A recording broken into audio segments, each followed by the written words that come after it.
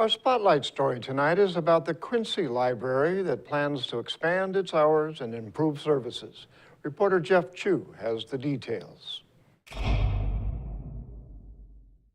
Perhaps no one can tell the story of the Quincy Public Library better than Cherie Ybarra. She's worked as a librarian there for 20 years. Ybarra recalled how minimal the library was 20 years ago. It was a lot smaller. The old library used to be over on B Street, over by the police station, and that building was a 3,000 square foot building, a little tiny small one. And when I started working, nobody really used the library.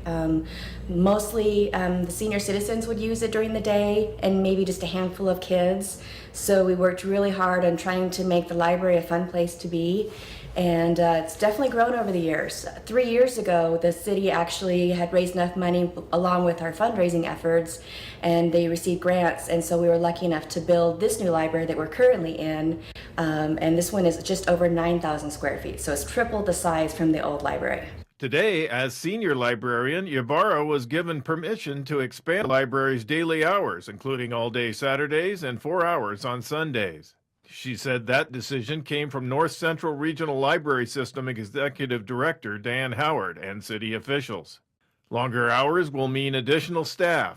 Well, we currently now will have 3 full-time staff, and we've had 3 what we call librarian assistants, our substitutes, and we have 3 high school helpers that work after school hours. So we're actually hoping to hire a few more library assistants.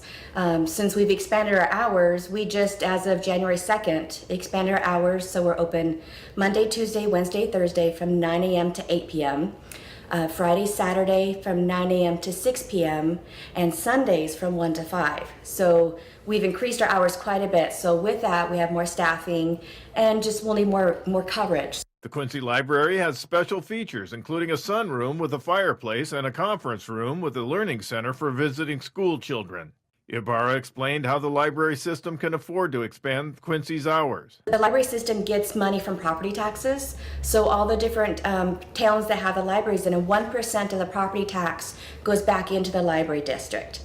And then they also try and share money back to the cities to help maintain the building. And they recently had just some discussions when they renewed the contract, and the city of Quincy had just said, you know what, we want more for our tax dollars.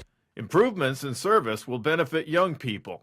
We're going to start adding every Tuesday starting next week. We're going to do like a teen program that can be a range of, we've had a lot of requests for like Lego clubs for like lots of different building stuff, creative writing, painting, scrapbooking, all different kinds of things. We're going to switch it up.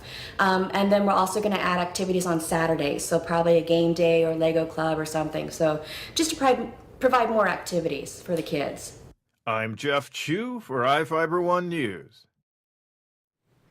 And we'll be right back after this.